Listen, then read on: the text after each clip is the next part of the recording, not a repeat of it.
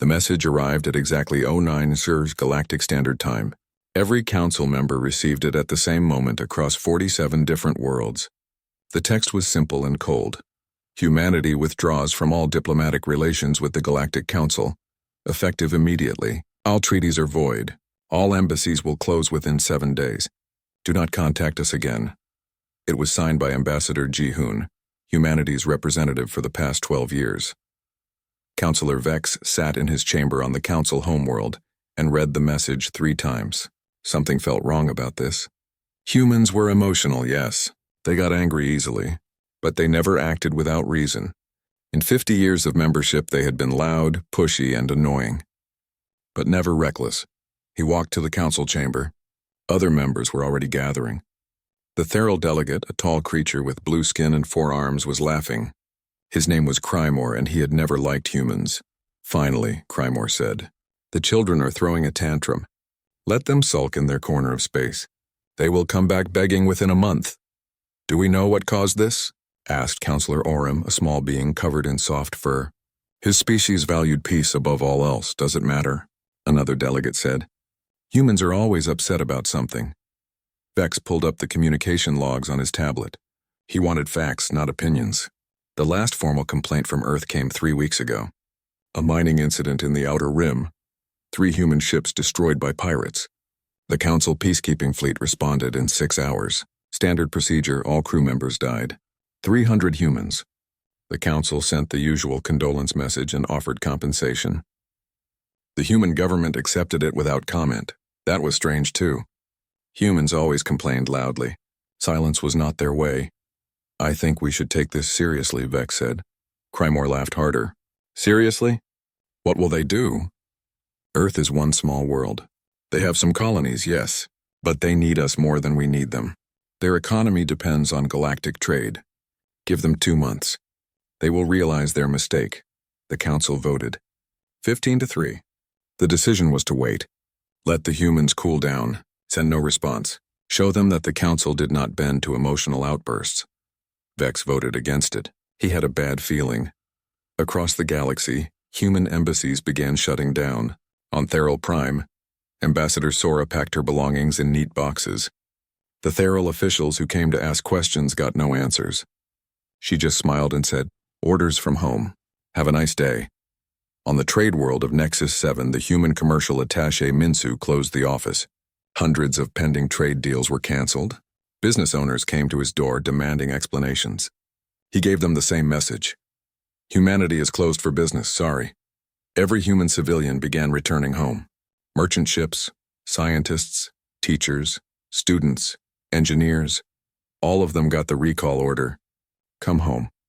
Now. But something else was happening that the council did not notice at first. The human military was not withdrawing. Their warships were moving, yes, but not toward Earth. Captain Nari stood on the bridge of her destroyer, the Indomitable. She was young for a ship captain, only 32 years old. But she had fought pirates for 10 years and earned her command through blood and skill. "New orders, Captain," her first officer said. She read them carefully. "Move to the human colony on Kepler 4. Take defensive positions. Allow no foreign ships to approach. Use any force necessary."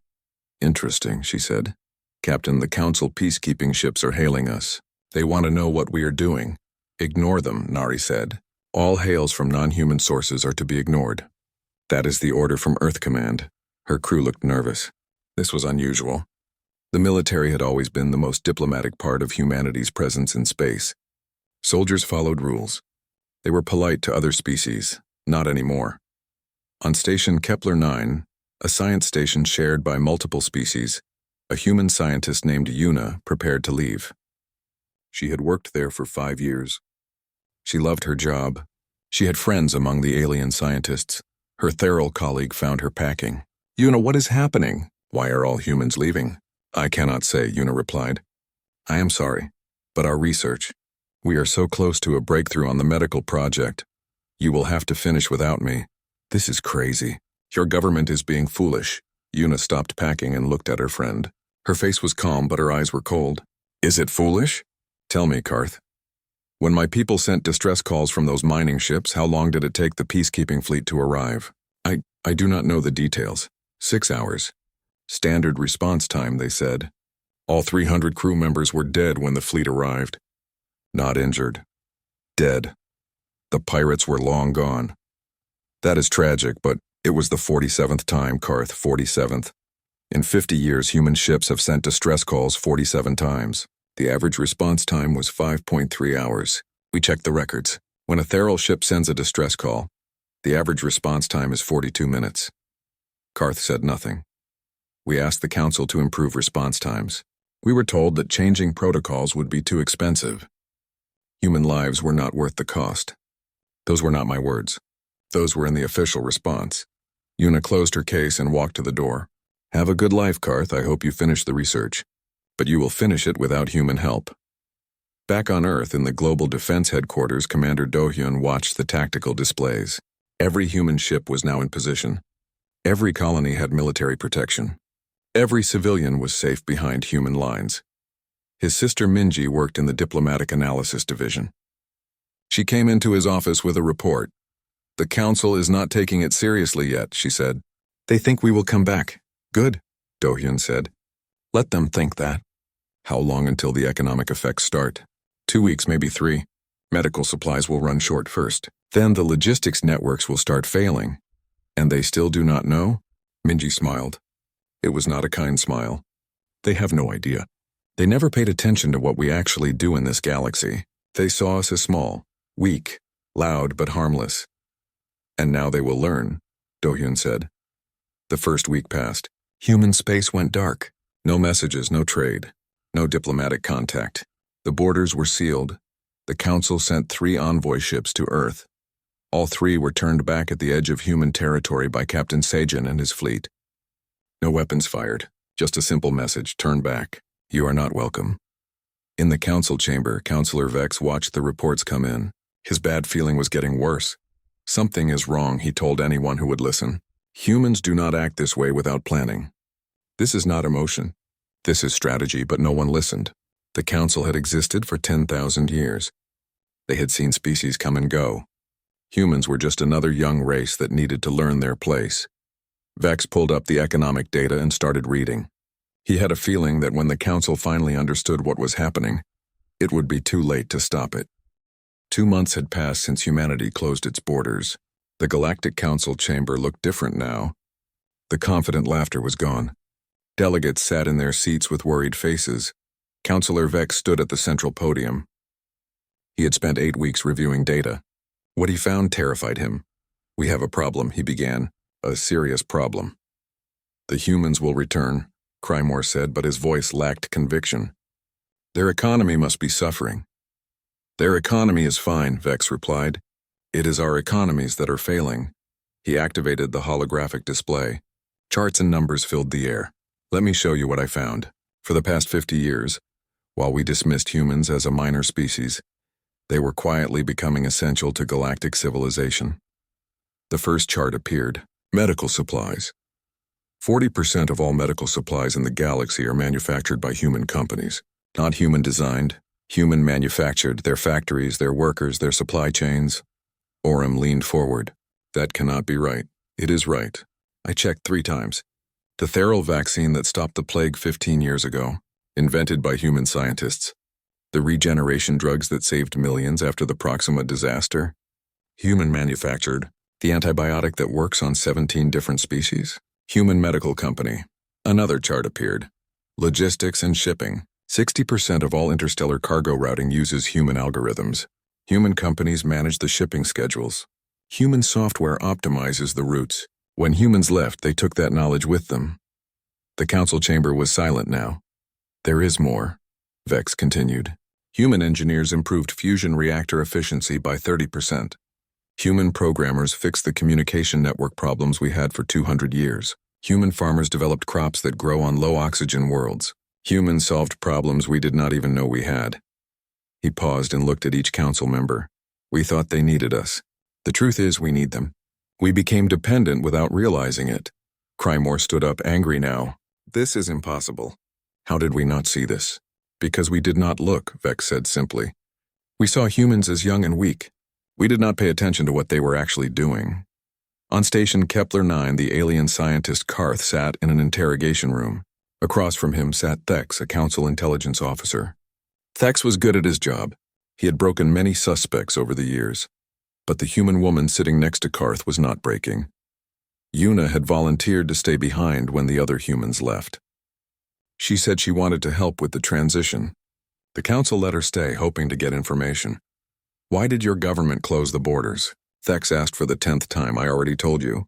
"I do not know. You must know something. You are a senior scientist?" "I am a biologist. I study plants. I do not make government decisions." "What is Earth planning?" Una smiled. "Why would they tell me?" Thex slammed his hand on the table. 300 billion beings are suffering because of your government's tantrum. Medical supplies are running out. People are dying. "Yes," Una said calmly. "People are dying. Like the 300 humans on those mining ships. Like the 87 humans who died on the colony ship that called for help. Like the 43 humans killed in the pirate raid near Sector 9. Those were accidents, tragedies. The council sent help. Too late. Every single time, too late. The council has protocols. Response times are standard across all species." Una leaned forward. "Really? Pull up the data. Check how fast the council responds when a Theral ship calls for help. Then check how fast they respond when a human ship calls for help." "Do it, I will wait." Thex pulled up his tablet. His face changed as he read the numbers. On average, Theral distress calls get a response in 41 minutes. Moranti calls 38 minutes. Kelvin calls 52 minutes. He looked up. Human calls 5 hours and 12 minutes. "Now you understand," Una said. "My people are not throwing a tantrum. We are making a point. For 50 years you treated us as expendable. Our lives did not matter as much as Theral lives or Moranti lives. You proved it with your response times. You proved it with your indifference. But the council offered compensation. We do not want money. We wanted you to care when we called for help. We wanted our people to matter. You showed us they did not." Thex sat back. He had no response to that. Meanwhile, the effects of human withdrawal were spreading across the galaxy. On Theral Prime, hospitals ran out of vaccine supplies. The same plague that killed millions 15 years ago was returning. Doctors scrambled to find alternatives. Nothing worked as well as the human vaccine. Riots started in the capital city. People demanded answers. Why did the government let this happen? Why were humans so important? The Theral president appeared on every screen, trying to calm the population. "We are working on solutions. We will manufacture our own vaccines." But the scientists knew better. They tried to replicate the human vaccine. The formula was available. It was not a secret. But something was wrong. The vaccine they made did not work as well. People still got sick. A Theral researcher named Dox finally understood the problem. He explained it to his team. "It is not just the formula. It is the process. Human manufacturing has techniques we do not understand, quality control measures we never developed. The vaccine needs to be precise to the molecular level. Humans can do that, we cannot. Not yet." On the trade world Nexus 7, businesses were failing. The shipping networks had collapsed. Cargo that used to arrive in 3 days now took 3 weeks. Sometimes it did not arrive at all. A merchant named Velx watched his company die. He had traded goods across the galaxy for 30 years. His business was built on reliable shipping. Now everything was chaos. "How did this happen?" he asked his assistant. "We have been shipping goods for thousands of years before humans arrived." His assistant showed him the data. Before humans, average shipping time was 11 days. After humans optimized the routes, average shipping time dropped to 4 days. We got used to it. Our entire business model depends on fast shipping. Can we go back to the old system? We can try. But all our competitors are trying the same thing. The old routes are overcrowded, and the old routes were slower because they were less efficient. Humans made them better. We forgot how to do it the old way. Velx looked at his financial reports. He would be bankrupt in 6 months. Back in the council chamber, Councillor Vex continued his briefing. "We have attempted to recreate human innovations. All attempts have failed. The Theral vaccine project is failing. The Moranti shipping optimization project is failing. The Kelvin medical device project is failing." "Why?" demanded a council member. "We have brilliant scientists. Because humans think differently," Vex explained. "They approach problems from angles we do not consider. Their solutions are not just advanced. They are different. They see connections we miss." He pulled up more data. I reviewed 50 years of human contributions to the Council. They proposed 147 improvements to various systems. We approved 12 of them. We rejected 135 as unnecessary or impractical. We were wrong. Every single rejected proposal would have improved something. We just did not see it.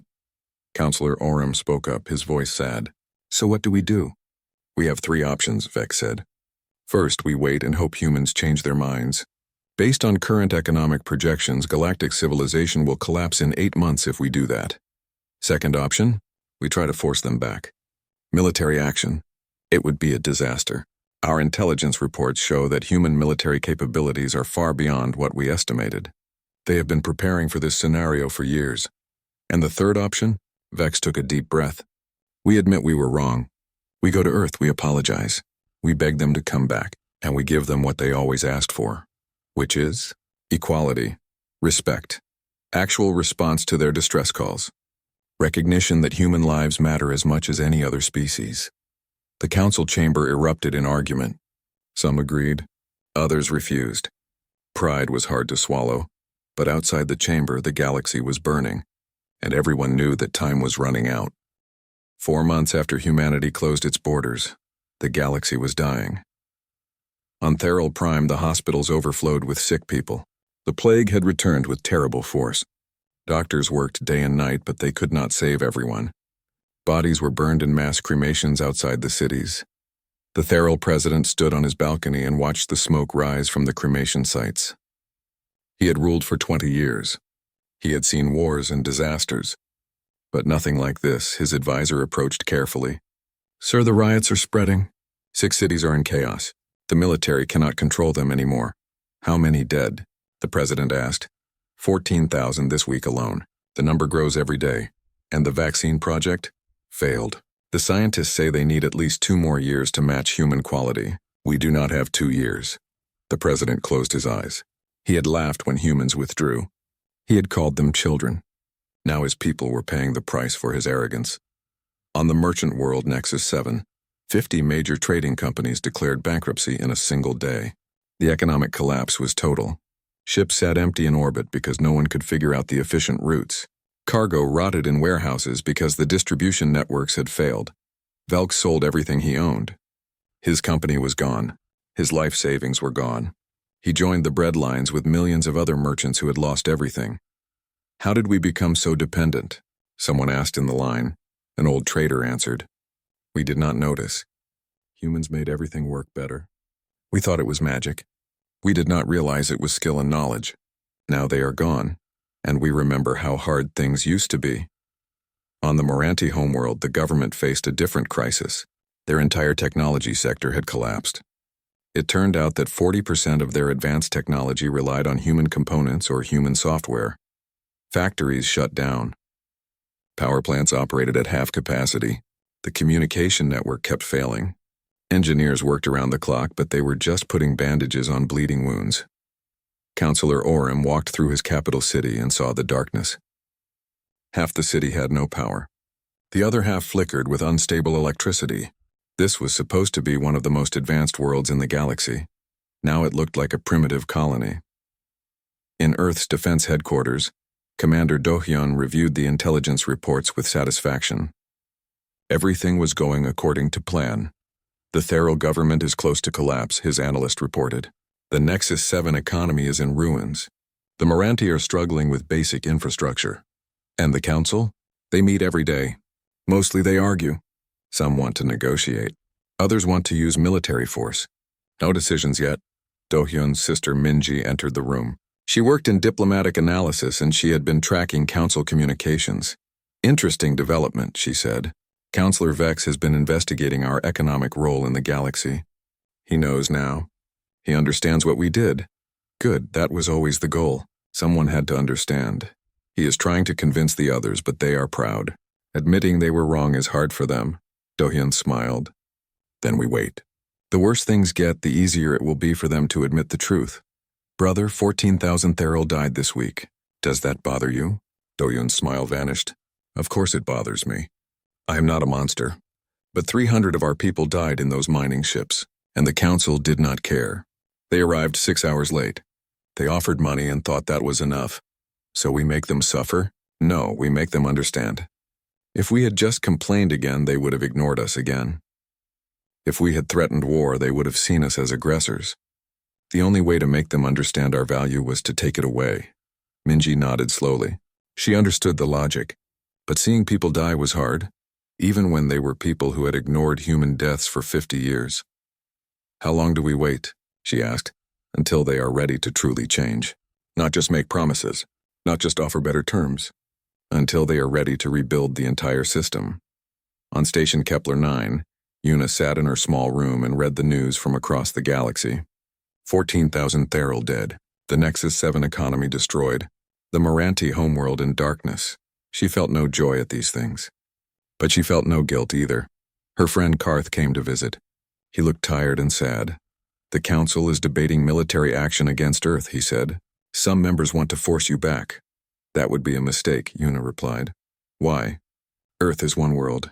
The Council has thousands of warships. Do you really think we withdrew without preparing? Do you really think we sealed our borders with no defense plan? Karth sat down heavily. What do you know that we do not? Una considered her answer carefully. For 50 years, the Council saw humans as weak. You saw us as loud and emotional but not dangerous. You never looked closely at what we were actually building. What were you building? Defense. While you ignored our distress calls, we built our own response fleet. While you treated us as junior members, we developed weapons you did not know existed. While you laughed at our complaints, we prepared for the day we would walk away. You planned this? All of it? We hoped we would never need to. We kept asking for fair treatment, equal response times, recognition that our lives mattered.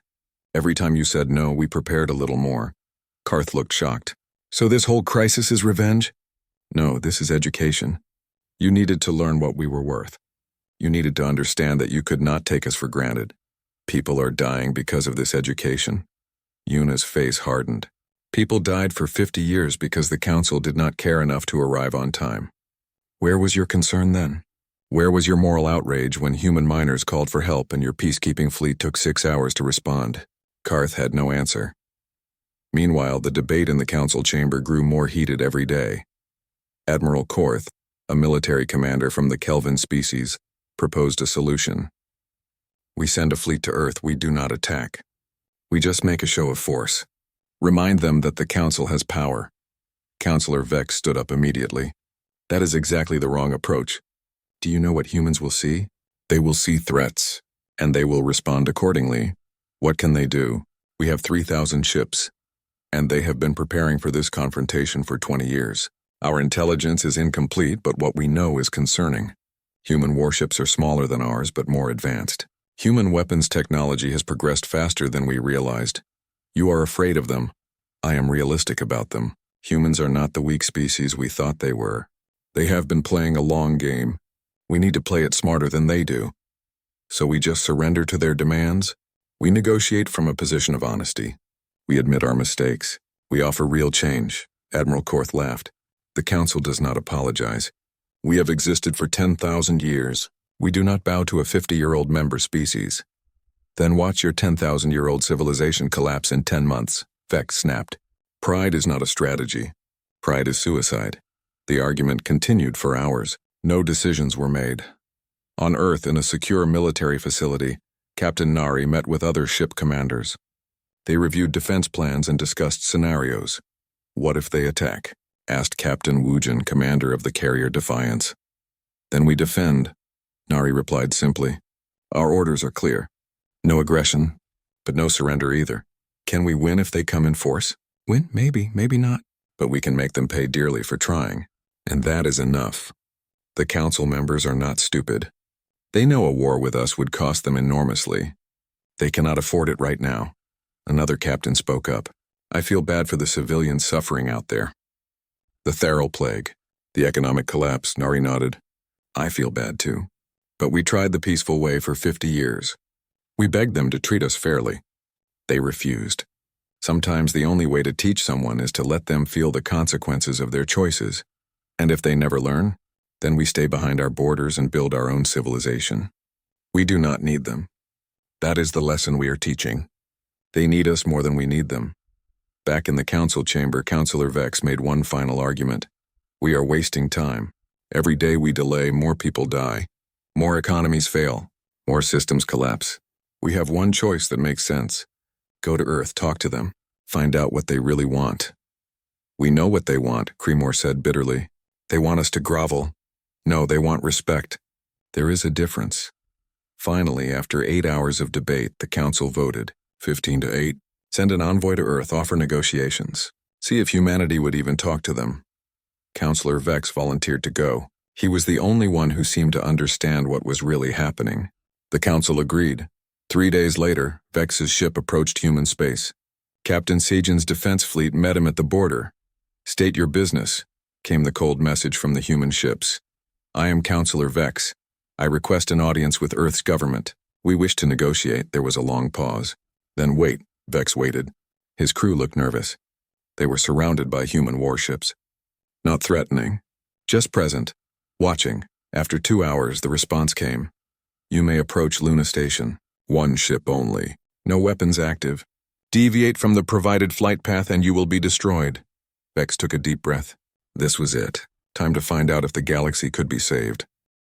6 months had passed since humanity's withdrawal. Councillor Vex sat in a waiting room on Luna Station and watched Earth through the window. The blue planet looked peaceful, beautiful. Hard to believe it had brought the galaxy to its knees. A human aide entered. She was young, maybe 25. Her name tag said Yunji. Premier Taiyang will see you now, she said politely. Vex followed her through the corridors. Luna Station was impressive, clean, modern, efficient, everything worked perfectly. The contrast with the collapsing stations across the galaxy was striking. The conference room was simple. A large table, comfortable chairs, no decorations or displays of power, just a room for talking. Premier Taiyang sat at the head of the table. He was older, maybe 60, with gray hair and sharp eyes. Next to him sat Ambassador Ji-hoon, the same man who had delivered the withdrawal message 6 months ago. A woman named Minji sat on the Premier's other side holding a data tablet. Councillor Vex, Taiyang said. Welcome to Luna Station. Please sit. Vex sat down carefully. Thank you for seeing me, Premier. I know my people have not earned your hospitality. Honesty. I appreciate that. Taiyang poured water into glasses for everyone. A simple gesture, but meaningful. What brings you here? You know what brings me here. The galaxy is collapsing. My people are dying. We need your help. Need, Taiyang repeated. Interesting word. 6 months ago, the council told us we needed you, that we would come back begging within a month. The council was wrong. I was wrong too. I voted against ignoring your withdrawal, but I did not truly understand what was happening until I started investigating. And what did you find? Vex opened his own tablet. I found that humans are responsible for 40% of galactic medical supplies, 60% of logistics optimization, 23% of advanced technology, 35% of food production for low-oxygen worlds, 47% of fusion reactor improvements. He looked up. I found that my civilization and dozens of others became dependent on humanity without realizing it. We thought you were weak and unimportant. We were blind. Yes, Taiyang agreed. You were blind. The question is, what do you see now? I see that we treated you terribly. I reviewed every human distress call for 50 years. Average response time, 5 hours. Compare that to 40 minutes for Theral ships or 38 minutes for Moranti ships. Go on. I reviewed every proposal humans submitted to the council. 147 proposals over 50 years. We approved 12. We rejected 135. I went back and analyzed the rejected proposals. Every single one would have improved something. We rejected them because they came from humans and we did not take humans seriously. Minji spoke for the first time. You rejected them because you thought you knew better. Because you had 10,000 years of experience and we had 50. You never considered that new eyes might see old problems differently. You are right, Vex said. We were arrogant. Ambassador Ji-hoon leaned forward. Counselor, why are you really here? Did the council send you to offer us a better deal? Improved trade terms? Faster response times? Yes, I have a proposal from the council. Vex pulled out a document. Better trade agreements. Equal response times for all species. A formal apology. Increased human representation in council decisions. He slid the document across the table. It is a good proposal. Everything you asked for over the past 50 years. Taeyang did not touch the document. And if we accept this proposal, you expect us to reopen our borders? Resume trade? Go back to how things were? Yes. No. The word hung in the air. Vex felt his heart sink. No. But this is everything you wanted. This is everything we wanted 5 years ago, Ji-hoon corrected. Things have changed. What changed? Taeyang stood up and walked to the window. He looked at Earth for a long moment before turning back. Counselor Vex, let me tell you a story. 60 years ago, when humans first contacted the galactic community, we were excited. We thought we had joined a great civilization, a place where different species worked together, where everyone mattered equally. He walked back to the table but did not sit. We were naive. The first time we asked for help, we learned the truth. A colony ship had engine failure. 300 families on board. We sent a distress call. The Council peacekeeping fleet took 8 hours to arrive. When they got there, the colony ship had crashed on a dead moon. 87 people died. The Council sent condolences, Vex said quietly. Yes. And money. And we accepted it because we thought it was a tragic accident. Then it happened again. And again. And again. 47 times over 50 years. We realized it was not accidents. It was policy. Minji pulled up data on a large screen. We did an analysis. Response times to human distress calls versus response times to other species. The pattern was clear. The Council valued some lives more than others. We tried to change the system. Ji-hoon continued. We proposed better response protocols. We offered to fund faster ships. We volunteered to train more rescue teams. The Council said no. They said the current system worked fine. It worked fine for everyone except humans, Taeyang said. So we realized something. The Council did not see us as equals. We were tolerated, allowed to participate, but not truly valued. Vex felt shame burning in his chest. Every word was true. We started preparing, Taeyang continued. We built our own response fleet. We improved our own technology. We made ourselves essential to galactic civilization. Not because we wanted power, because we wanted leverage. Leverage for what? To force you to see us. Really see us. Not as junior members or minor species. As equals, Vex understood now. This entire crisis was planned. Yes, Minji said. For 20 years we prepared. We knew one day we would need to walk away. We knew the Council would never treat us fairly unless we had power. Real power. The kind you cannot ignore. So you made yourselves indispensable, then withdrew to prove a point. Exactly. Vex looked at the Premier. 14,000 Therial died from the plague. Their economy is destroyed. Was that part of your plan? Taeyang's expression hardened. 87 humans died in that first colony ship crash. 300 died in the mining incident. Over 2,000 humans died across 50 years because the Council could not be bothered to arrive on time. Did you ask if that was part of their plan? That is not the same. Why not? Because Therial lives matter more than human lives? Because their suffering counts, but ours does not? No, I feel terrible about every Therial who died, Taeyang said. Every merchant who lost their business. Every family without power on the Moranti homeworld. But we did not kill those people. Your system killed them. Your arrogance and indifference created the conditions where this crisis became necessary. Ambassador Ji-hoon spoke more gently. Counselor, we tried for 50 years to change things peacefully. We begged, we pleaded, we offered solutions. The Council ignored us. What else could we do? You could have kept trying. For how long? Another 50 years? 100? How many more humans needed to die while we waited for the Council to care? Vex had no answer. Minji turned off the data display. Counselor Vex, you seem like a good person. You understood our withdrawal was serious. You did the research. You found the truth. But you are just one voice in a council that does not want to change. The Council sent me here with authority to negotiate. Vex protested. To negotiate what? Better terms? We do not want better terms. We want a different system. One where a human life matters as much as a Therial life. Where response times are based on need, not species. Where junior members get respect, not just tolerance. Taeyang sat down again. Your proposal is generous, Counselor, truly. But it is a patch on a broken system.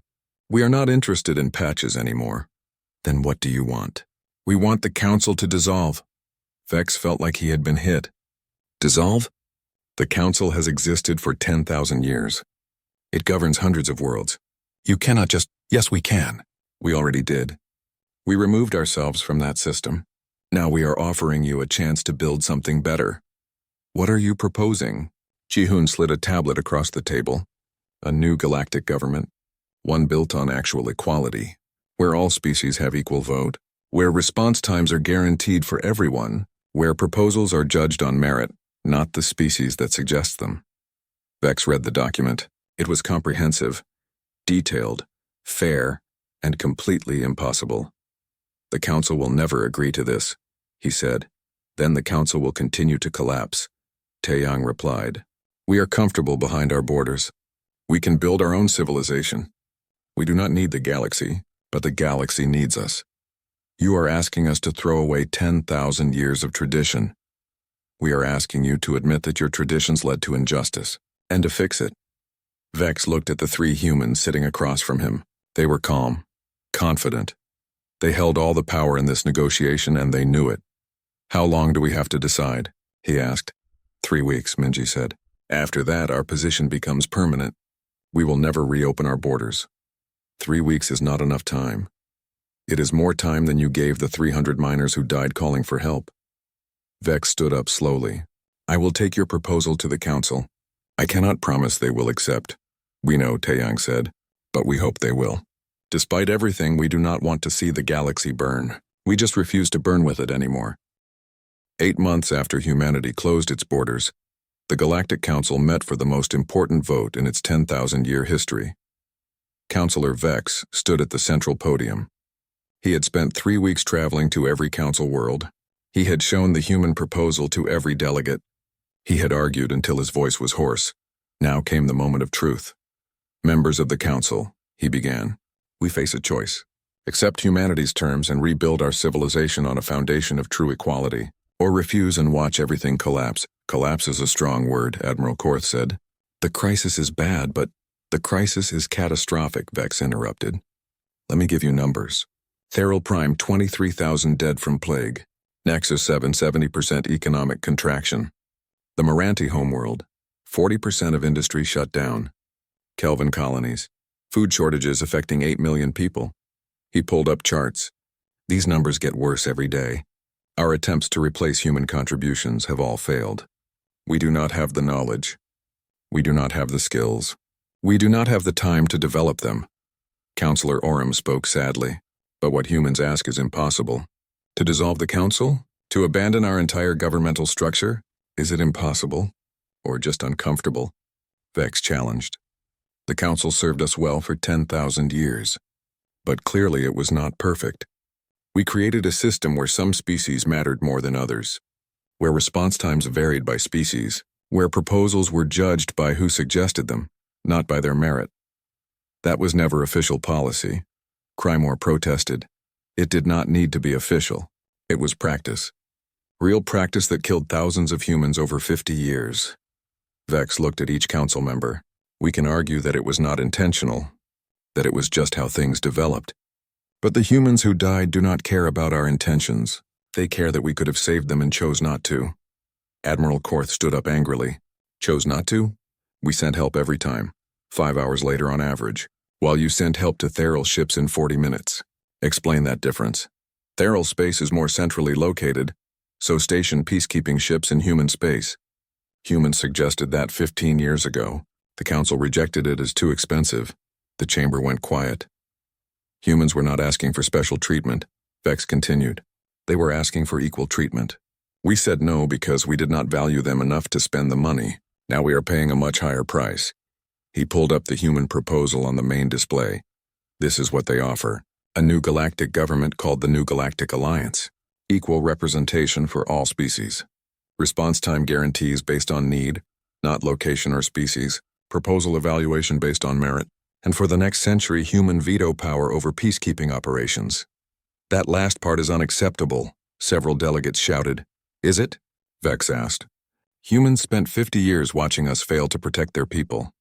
Now they want oversight to ensure it never happens again. That seems reasonable. It gives them too much power. It gives them the power to prevent what happened to their miners, to their colony ships, to their people. If we had done our job properly for 50 years, they would not need this power. Counselor Orim stood. Even if we agree, how do we know humans will keep their word? How do we know they will reopen trade? Because humans are not like us, Vex said. When we make promises, we look for loopholes. When humans make promises, they keep them. 50 years of records prove that. Every treaty, every agreement, every contract. Humans honored all of them, even when we did not. The debate continued for 6 hours. Some delegates refused to consider the proposal. Others saw no choice. The galaxy was dying and everyone knew it. Finally, the vote was called. 23 species voted yes. 18 voted no. 2 abstained. The Galactic Council voted to dissolve itself and form the new Galactic Alliance. On Luna Station, Premier Taeyang received the news. He sat in his office with Ambassador Jihoon and Minji. They agreed, Jihoon said, reading the message. 23-18. Not overwhelming support, Minji observed. We did not need overwhelming, Taeyang replied. We needed enough. 23 species understand what we were trying to teach. The other 18 will learn eventually. When do we reopen the borders? Immediately. Start the process. Medical supplies to Theral Prime first. They need it most urgently. Then logistics support to Nexus 7. Then power system repairs on the Moranti homeworld. What about military positions? Jihoon asked. Captain Nari takes command of the peacekeeping fleet. She knows what good response times look like. She will make sure every species gets them. 3 weeks later, the first human medical ship arrived at Theral Prime. Captain Sora commanded the vessel. Her cargo hold was full of vaccines, supplies, and medical equipment. The Theral president met her at the spaceport. He looked older than his pictures. The crisis had aged him. Thank you for coming, he said quietly. Many of my people died waiting for this moment. Many of my people died waiting for your peacekeeping fleet, Sora replied. Not cruelly, just honestly. Maybe now we understand each other better. Yes, maybe we do. The vaccines were distributed immediately. Within weeks, the plague was under control. The death toll stopped rising. Theral Prime began to heal. On Nexus 7, human logistics experts arrived to rebuild the shipping networks. They worked with local merchants, teaching them the techniques that had made human shipping so efficient. A merchant named Velx watched the humans work. He had lost everything in the collapse. Now he was learning to build again. Why are you helping us? He asked a human engineer named Hyun. We ignored your warnings. We took your work for granted. Because that is what civilized beings do, Hyun replied. We help, even when it is hard. Even when people do not deserve it. We help because that is who we are. Humans are strange. Yes, we are. On the Moranti homeworld, human engineers repaired power systems and taught local workers how to maintain them properly. Counselor Orim worked alongside the humans. He wanted to understand their methods, their way of thinking. You see connections we miss, he told a human engineer named June. How? We ask different questions, June explained.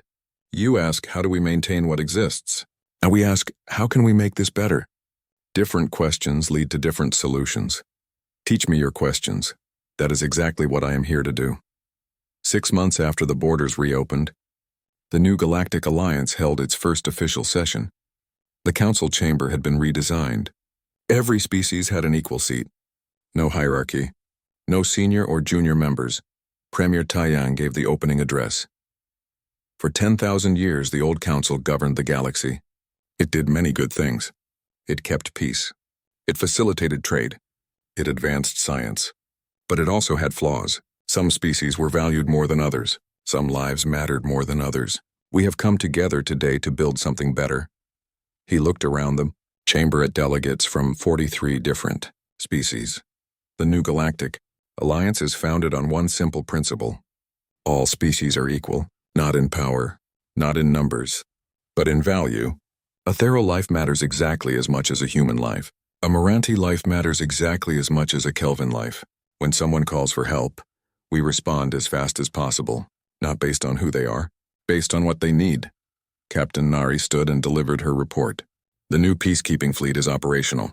We have stationed ships throughout the Alliance territory. Average response time to distress calls is now 42 minutes. For all species, no exceptions. Applause filled the chamber. It will not be easy, Taeyang continued. Change never is. Some of you voted against this alliance. Some of you still think the old ways were better. That is okay. You do not have to believe in this system today. You just have to live by its rules.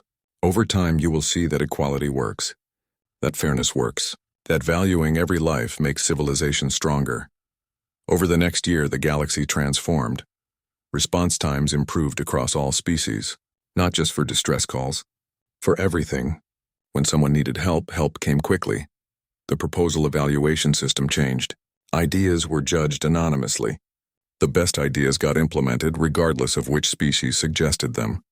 Innovation accelerated, trade recovered. The human logistics networks were shared with everyone. Shipping became efficient again. Businesses rebuilt. Medical advances came faster. Human techniques were taught to alien scientists. Alien techniques were taught to human scientists. Collaboration replaced competition, but the biggest change was cultural. The old council operated on tradition and hierarchy. The new alliance operated on merit and equality. Young species were not dismissed anymore. Their ideas were heard. Their concerns mattered. 5 years after the crisis, Councillor Vex met with Premier Taeyang on a diplomatic visit to Earth. "You changed the galaxy," Vex said. "I did not think it was possible." "We did not change it," Taeyang replied. "We just showed everyone what was possible. The galaxy changed itself, by force. You held civilization hostage until we agreed to your terms." "Yes, because 50 years of asking nicely did not work. Sometimes you have to make people uncomfortable before they will change." "Do you regret the cost? The people who died during the crisis?" Taeyang was quiet for a long moment. "Every day, I see their faces. The Theral who died from plague. The merchants who lost everything. The families without power. I see them all. Then why do it?